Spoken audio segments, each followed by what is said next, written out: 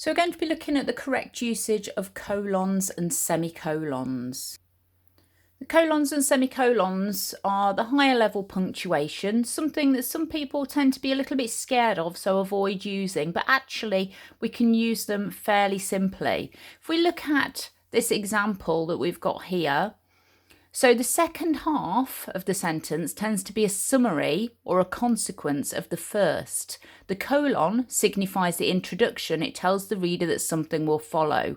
So the example then, he had only one fault, colon, and then we're going to explain what that fault is in the second half of the sentence. He was inclined to lose his temper over relatively minor matters. We could also have that sentence as two sentences. He had only one fault, full stop. He was inclined to lose his temper over relatively minor matters. But slightly better and more complex to punctuate it with the colon in the middle. So what I'd like you to have a go at doing is completing these following sentences. So we've got the start of the sentence. One of them is the one we've just looked at. He had only one fault, colon. So you'd need to go on to explain what that fault was. Zoe studied hard, colon. So you need to explain the consequence of that. So it might be Zoe studied hard, colon, and she passed all of her exams with flying colours. Third one, the rain began to fall, colon. So think about the consequence of that. It might be the rain began to fall, colon. The whole town was flooded, full stop. So we can also use colons to introduce quotations. We've got an example here. This is taken from The Tempest by Shakespeare. It's clear that Prospero is angry when he says, colon, do you forget from what a torment I did free thee? So if you think about whenever we're doing any Peel work, point, evidence, explain, language, when you come in to give your evidence, so you're looking for an example from the text, you could use a colon there quite easily to give your quotations. Moving on now to semicolons, we've got a first example. No one had lived in the house since her death. The doors were broken from the hinges, semicolon. The window lights were all broken. So it says here the semicolon replaces a connecting word. What word could have gone in its place? Have a think about that. The doors were broken from the hinges. The window lights were all broken. We could have had and in there, couldn't we? A very simple connecting word, but a semicolon is a better and again a more complex way of writing that sentence.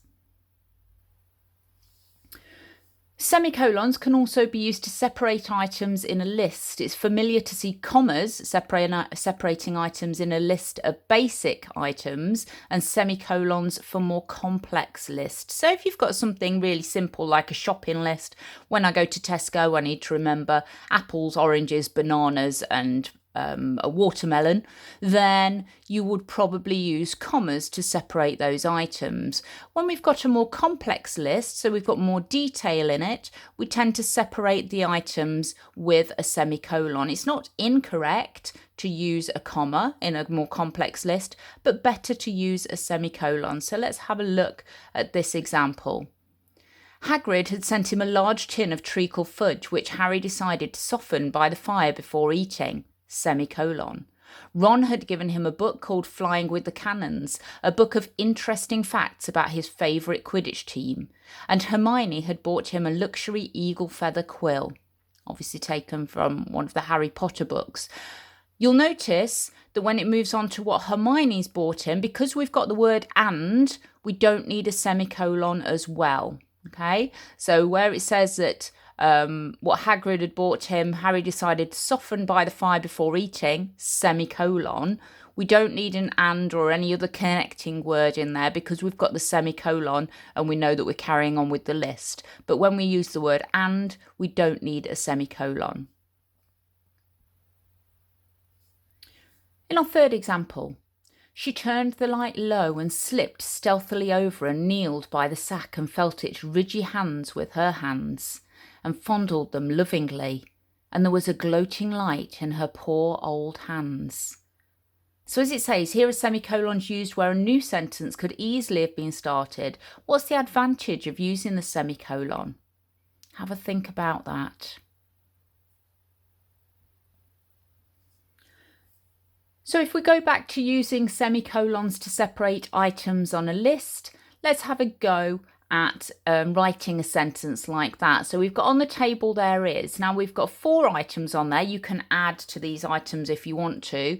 We've got a book, a telephone, a cup of tea or coffee, and a key. Now, if we were just listing those as 4 separate items, we'd use commas. So if we were saying on the table there is a book, comma, a telephone, comma, a cup of tea, comma, sorry, you wouldn't need the comma there, and a key, then you would just use commas. But we're trying to use semicolons, so we need more detail in our complex list. So you might start it off on the table, there is a book lying open as if it hadn't been written in for years, semicolon. You get the idea, we need more detail in there.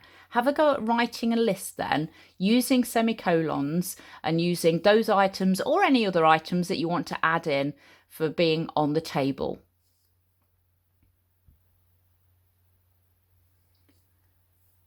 So just to recap then, colons can be used to give more information about something or to introduce a quotation or a list. Semicolons can be used instead of a connective or to replace commas in a complex list. And we've got an example of that last activity. On the table was, so we have a colon to introduce the list, an old book which was covered in dust, semicolon, a bright red telephone from the 1960s, semicolon, a steaming cup of coffee, and a shiny gold door key.